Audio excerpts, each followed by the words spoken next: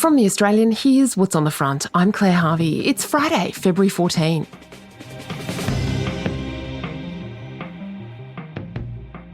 John Winfield, the husband of missing woman Bronwyn Winfield, was the beneficiary of several hundreds of thousands of dollars left to him by a neighbour. But the bequest is shrouded in mystery. That's the big revelation in a new episode of our investigative podcast series, Bronwyn. And it's live now at bronwynpodcast.com.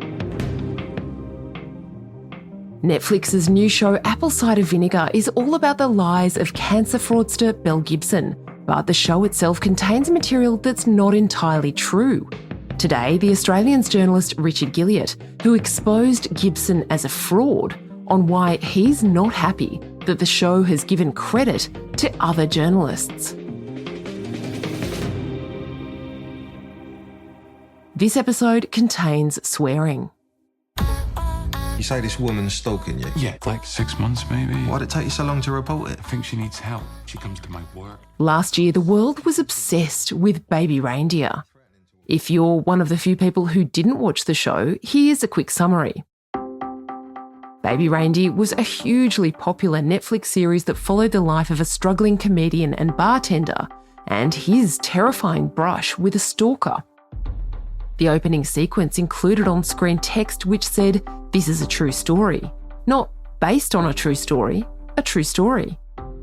Well, the woman who had supposedly inspired the stalker character was furious and sued Netflix for defamation. Netflix tried to get the case thrown out, but the judge said Baby Reindeer was wrongly billed as a true story and that there was a reasonable gap between her purported real-life behaviour and that of her on-screen character. That defamation trial should take place a bit later this year. Baby Reindeer is just one of many series which sit in a grey area of fictionalised reality. It's a popular genre of show that isn't a documentary, but isn't a complete work of fiction either. Some call it a docudrama. And Netflix is once again wading into these murky waters, this time with an Australian story. I'd like to welcome on the stage Belle Gibson. Yep, Belle Gibson, the notorious fraudster and cancer faker. Her story really is stranger than fiction. Gibson claimed to have used alternative cancer therapies to survive a malignant brain tumour and to be suffering a range of other cancers riddled throughout her body. In 2015, Richard Guilliatt in The Australian revealed she was making it all up. She didn't have a brain tumour. She hadn't died on an operating table and been revived. Her blood, uterus, spleen and liver were stubbornly cancer-free. After Richard Guilliatt exposed her lies, Gibson later confessed everything to a women's magazine and gave one of history's most awkward TV interviews to the Nine Network's 60 Minutes program. Here's Belle with reporter Tara Brown on 60 Minutes in 2018, 3 years after Richard revealed in The Australian she was making it all up. It is. And Except you didn't have brain cancer. No, I didn't. No. But when I was writing that, I thought that I did, and I was feeling well. I'm really sorry. There is no reason for me to lie, and it's not something I want to be doing either. Gibson said she thought she did have cancer because she'd been misled by a charlatan medico who wrongly diagnosed her. I wasn't living in a space where I didn't know that this wasn't my reality. This is the opening line of Apple Cider Vinegar. It's spoken by actress Caitlin Dever, who's playing Gibson. This is a true story based on a lie. Some names have been changed to protect the innocent. Belle Gibson has not been paid for the recreation of her story. Fuckers. Richard, have you watched Apple Cider Vinegar and what did you think?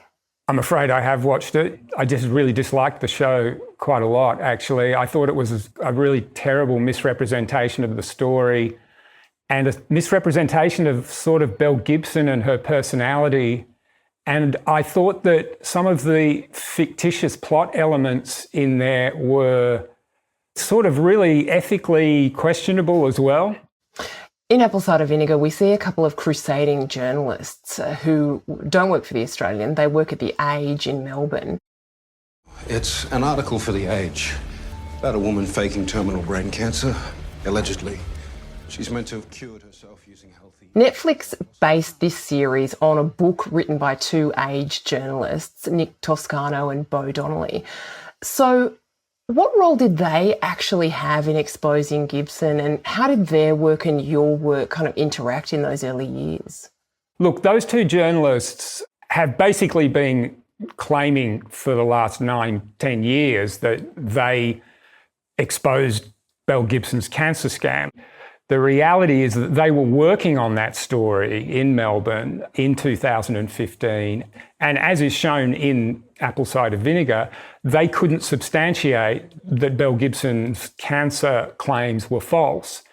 So what they did was publish a story on page 4 of The Age, which revealed that she had raised money for charities and had not donated it as she claimed.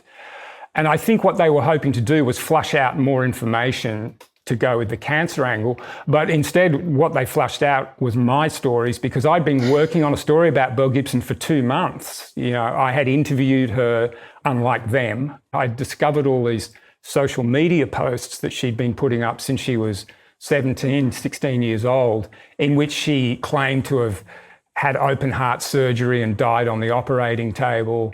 And so we did publish immediately the following day, revealing that she had a history of basically fraudulent medical claims, and that she'd admitted to me that she couldn't substantiate many of her cancer claims, and that Penguin Books had never checked her bona fides before they published her book.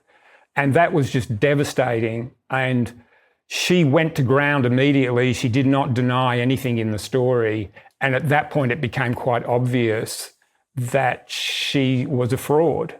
We ran a series of stories that week in The Australian, and her business was pretty much dead by the end of the week. Now, I was nominated for Scoop of the Year in the 2015 Walkleys for those stories. And so we see them in this series battling away, and then triumphantly at the end publishing that, you know, she's a cancer fraud. So when I say that, you know, there are elements of this story that I didn't like, that was certainly one of them, you know, because it's just completely not true. Obviously, the script writers weren't attracted to the idea of a dramatic climax where the two reporters get scooped by The Australian. So I can see why they went with the angle they went with, but still, you know, it's not true. Coming up, so what are the ethics of telling a sort of true story on screen? While I've got you, it's Valentine's Day, so if you haven't already rushed out to buy some chocolates or a bunch of roses, consider giving the one you love a subscription to The Australian. It's only $1 a week for the first 4 weeks, but you won't come off as a cheapskate, because this gift says loud and clear, I respect your intelligence. We'll be back after the break.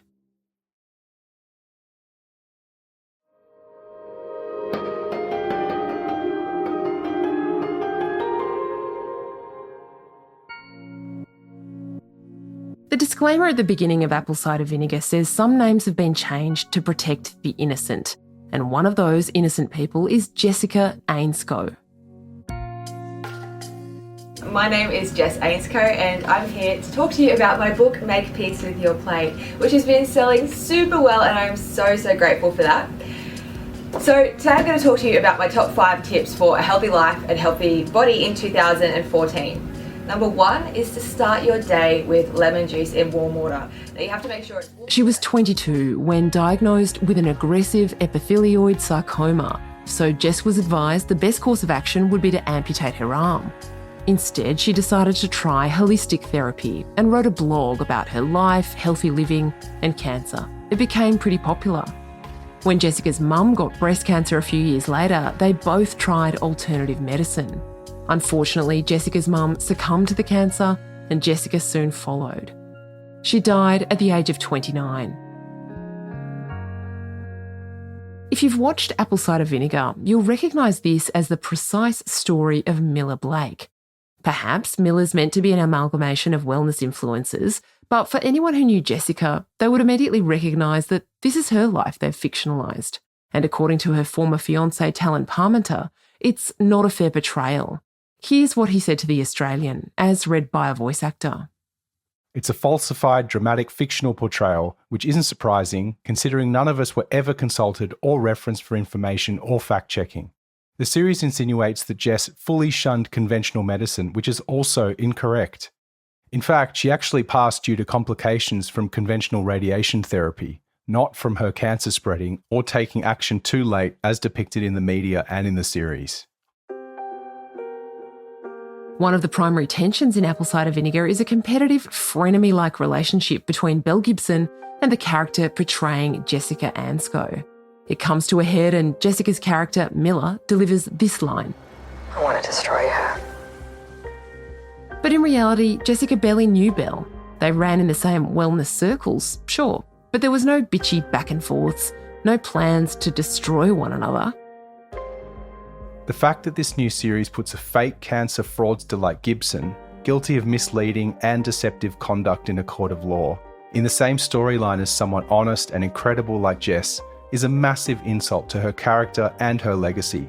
It's heartbreaking for everyone who knew her. Another real-life person with reservations about Apple Cider Vinegar is Chanel McAuliffe. In real life, McAuliffe was a whistleblower, a friend of Belle Gibson who correctly suspected she was a fake. But in the show, she's portrayed as also being friends with the Jess Ainscough character, Miller. Here's Chanel McAuliffe, the real one, on TikTok. I had nothing to do with the Netflix show, and I don't entirely feel comfortable around some of the ethics of this type of storytelling and how the truth has been distorted in the show. I've spoken to Chanel, and one of the things that she, and to be honest, I both were really quite shocked by was that the scriptwriters took that Jess Ainscough story of the mother and daughter who've got cancer, and they totally replicated everything about it, from the types of cancer they had to where they lived and when they died. But they changed the name of the character, right? So they call her Miller Blake. But in the script, they set Belle Gibson and this Miller Blake character up as these kind of bitchy rivals. And Miller Blake discovers that Gibson's a fake and decides to sort of destroy her as she's dying. And I just thought, like morally and ethically, like Jess Ainscough's family went through a terrible tragedy. A mother and daughter dying of cancer after rejecting treatment within basically a sort of year of each other. The other thing is that I met Belle Gibson, and look, her whole persona was, if you've watched the 60 Minutes interview, for instance, you'll know that her whole persona was this kind of airy earth mother who sort of stares off into the distance and is kind of have this dreamy, slow voice. But in the show, she's portrayed as this kind of over-caffeinated, foul-mouthed, negligent mother. And, they've set her up as this absolute villain. And I just thought it was a completely unrealistic portrait. By the end of the show, I kind of was wondering, I hope Belle Gibson, if she's watching this, she's a troubled person, and she has a child. I just questioned some of the ethics of that. Finally, Richard, your work on this story and a whole lot of other stories is the kind of work that makes you believe in journalism. Looking back on it all these years later, how does it make you feel about our craft of journalism? Well, look, I'm incredibly proud of those stories that I wrote, because of all the stories I wrote, that one I think had an impact perhaps beyond anything else I've done, just because of her profile and also the issues it raised.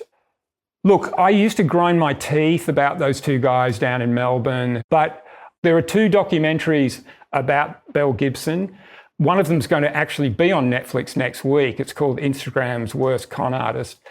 I'm in both of them and they're barely in them at all. And so I kind of think that the record speaks for itself for anyone who wants to look at it.